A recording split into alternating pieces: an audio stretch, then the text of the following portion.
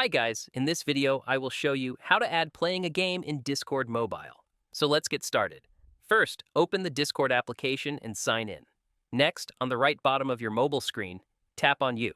Next, on the top left corner, tap on the gear icon to go to Settings. Now here, look for Data and Privacy, and then tap on it. Next, scroll down and see if you have a feature called Allow Excuse Me, share your detected activities with others.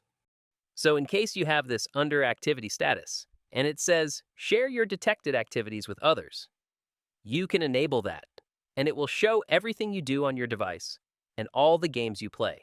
However, if you're like me and you're not seeing this option because some devices for some reason do not have it, now what you can do is go out of Data and Privacy and then out of the settings again, top left. And over here you can add your status, and then inside your status bar you can just tap at status, as you can see next to your profile picture. And once you click that, you can just wait as, what are you up to? You can type in that, let's say, playing Roblox. And then you can simply press save.